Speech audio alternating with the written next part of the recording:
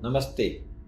मैं डॉक्टर विकास Goyal, senior cardiologist, पारस hospital से।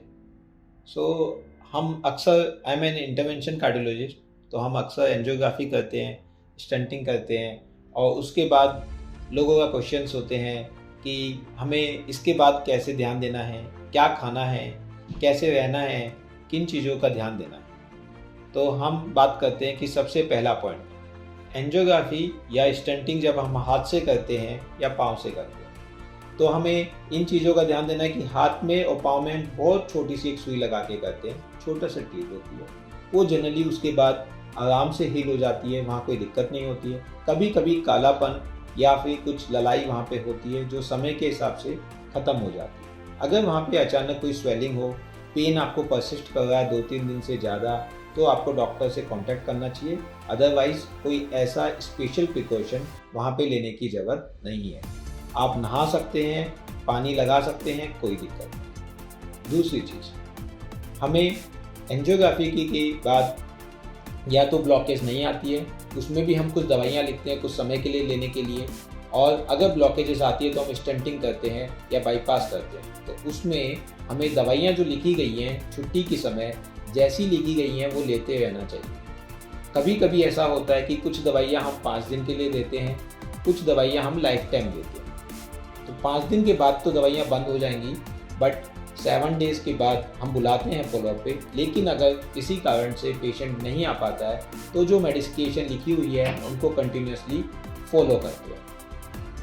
उसके बाद डाइट की बात है। डाइट में हमें ध्यान देना है कि हम नॉर्मल खाना खाएं।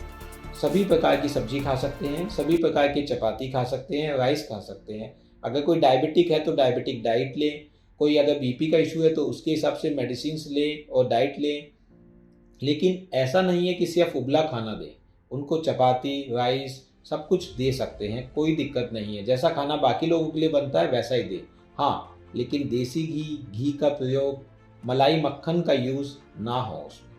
हम दूध ले सकते हैं, दही ले सकते हैं बिना मलाई की, छाछ ले सकते हैं बिना मक्खन की। लेकिन अगर किसी का हार्ट का पंपिंग कम है तो उसमें पानी की मात्रा हम कम बताते हैं।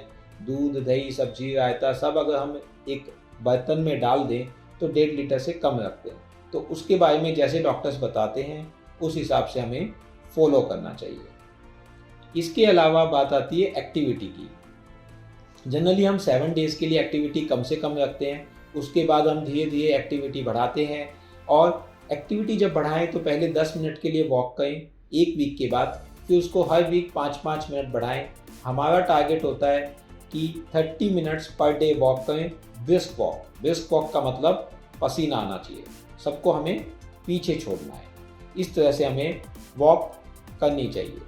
अगर किसी को इसके बाद बात आती है कि हमें अगर बीपी है और शुगर है तो हमें उसे मॉनिटर करना चाहिए, उसे हमें बराबर से लिखते रहना चाहिए, एक चार्ट बना लेना चाहिए और रेगुलर डॉक्टर को मिलना चाहिए। Follow up is very important. अगर हमको किसी ने बताया है कि 3 महीने बाद आना है, 2 महीने बाद आना है, तो रेगुलरली डॉक्टर के पास फॉलो अप करें।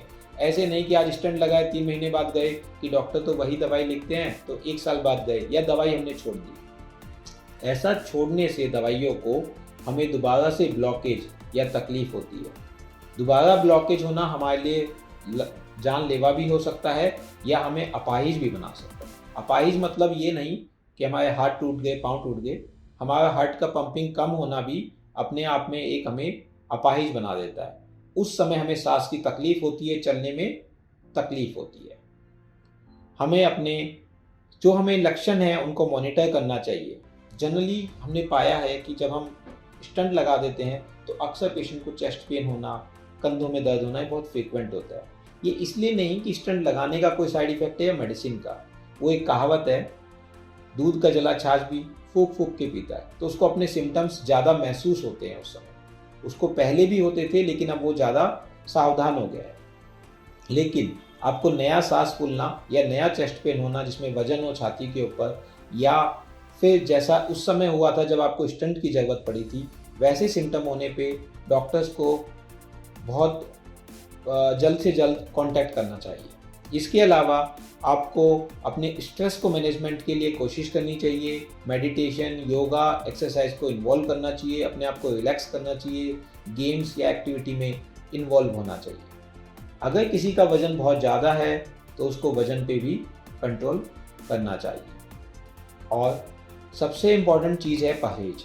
हम अगर बात करें आयुर्वेदिक दवाई की या एलोपैथिक दवाई की, तो आयुर्वेदिक दवाइयों में जनरली ये पाया गया है कि हम परहेज पहले बताते हैं, मतलब what we have to avoid, और हम दवाइयाँ बाद में देते हैं कि भैया ये 5 चीज़ें नहीं खानी। तो इसी तरीके से परहेज, हमें देसी घी, मलाई, मक्खन का बिल्कुल परहेज करना है। मीठी चीज़ें बिल्कुल अवॉइड करनी है। अगर डायबिटिक है तो बीपी को कंट्रोल रखना है, शुगर को कंट्रोल रखना है, मेडिकेशन बराबर लेनी है, फॉलो अप डॉक्टर से रेगुलर करना है।